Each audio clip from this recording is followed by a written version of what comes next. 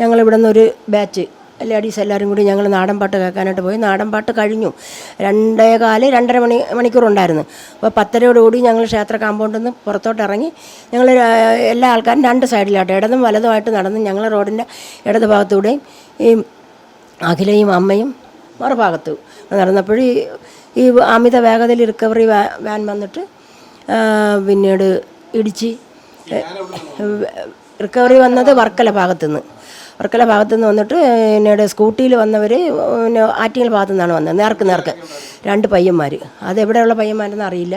അപ്പോൾ ഫസ്റ്റിലെ സ്കൂട്ടിയിൽ ഇടിച്ചിട്ട് സ്വിഫ്റ്റ് അവിടെ പാർക്ക് ചെയ്തിരിക്കുകയായിരുന്നു ഒരു വണ്ടി സൈഡിലോട്ട്. അപ്പോൾ റിക്കവറി വന്ന് ഈ സ്വിഫ്റ്റിലിടിച്ചതിന് ശേഷമാണ് ഈ അമ്മയും മോളെയും ഇടിച്ചിട്ട് പിന്നെ അവിടെ ആ കടയിലാണ് ഇടിച്ച് കയറി നിന്ന് അതിൻ്റെ തൂണും എല്ലാം പൊളിഞ്ഞിട്ട് അപ്പം സ്പോട്ടിൽ തന്നെ കുഞ്ഞ് മരിച്ചു. പിന്നെ എൻ്റെ മകൻ അവിടെ ഉണ്ടായിരുന്നു. അപ്പോൾ അതുകൊണ്ട് മകൻ ഓടി വന്ന് വിളിച്ച് വന്ന് പിന്നെ ഉഷയെടുത്ത് പിന്നീട് അഖിലയും കൊണ്ടാണ് ആദ്യം വണ്ടി പോയത്.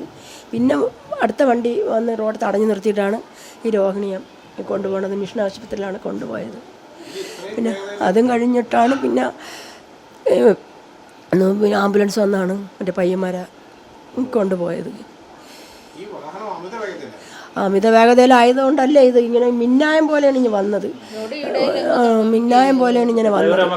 ഇല്ല, ഞാൻ ഡ്രൈവറെ കണ്ടില്ല.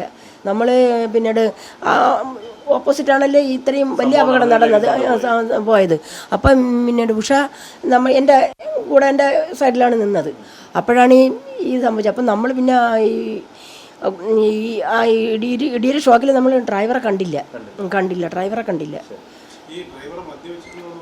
അറിയില്ല, അതിനെക്കുറിച്ച് അറിയില്ല, നമുക്കറിയില്ല.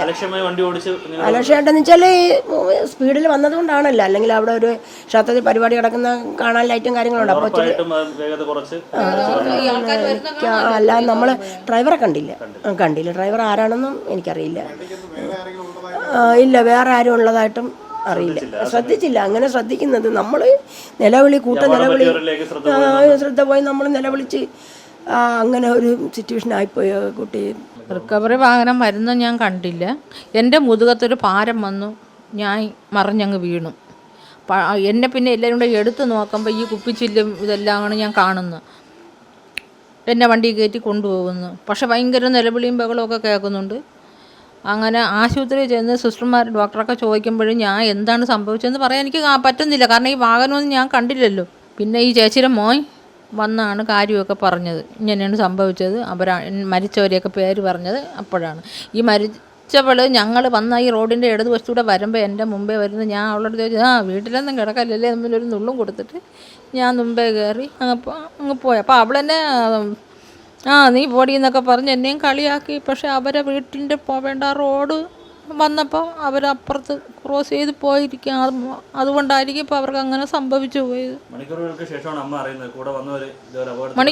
മണിക്കൂറുകളൊന്നുമില്ല. നമ്മൾ ആശുപത്രി എത്തി 1/2 മണിക്കൂറിനകത്ത് അറിഞ്ഞ് ആളെ മനസ്സിലാവുന്നതൊക്കെ ചേച്ചിയുടെ മോൻ വന്ന് പറഞ്ഞതിന് ശേഷം. എനിക്ക് ഈ മുഖം ഇടിച്ചാണ് വീണത്. അപ്പോൾ പല്ലളവി അപ്പോഴേ പോയി. പിന്നെ ഇവിടെ സ്റ്റിച്ചിടണമെന്ന് പറഞ്ഞ് അവർ ആദ്യത്തെ ഇതിൽ കണ്ടില്ല. പിന്നെ വരാൻ സമയമായപ്പോഴാണ് ഞാൻ പിന്നെ പറഞ്ഞു വേണ്ട, എനിക്ക് മരുന്ന് വെച്ചാൽ മതി എന്ന് പറഞ്ഞ് ഇട്ട്. ഇപ്പോൾ ദേഹാസം വേദനയും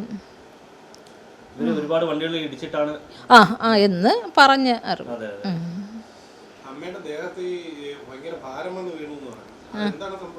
അതിപ്പോൾ അവർ പറയുന്നത് ഈ സ്കൂട്ടി വന്ന പയ്യന്മാരില്ലേ, ഇടിയുടെ ആഘാതത്തിൽ അവർ തെറിച്ചെൻ്റെ പുറത്ത് വന്ന് വീണതാണ്. റിക്കവറി വാഹനത്തിനകത്ത് 2 ഗ്യാസ് കുറ്റി ഉണ്ടായിരുന്നു. അത് ഞാൻ വീണ ആ റോഡിൽ കൂടെ തന്നെ താഴോട്ട് ഉരുണ്ട് പോയി. ഒന്ന് അപ്പോൾ തന്നെ ഇത് ലീക്കായെന്നും പറയുന്നു. പക്ഷേ ആ ഗ്യാസ് കുറ്റി അങ്ങനെ എൻ്റെ തലയിൽ കൂടെ വേണമെങ്കിൽ ഞാൻ ചത്തുപോയത്. എൻ്റെ ഇങ്ങനെ ഒരു പല്ലും പോയി ഞാൻ എന്നാലും എനിക്ക് നന്ദിയുണ്ട് ദൈവത്തോട്. എൻ്റെ ദൈവം കൂടെ ഉള്ളതുകൊണ്ട്.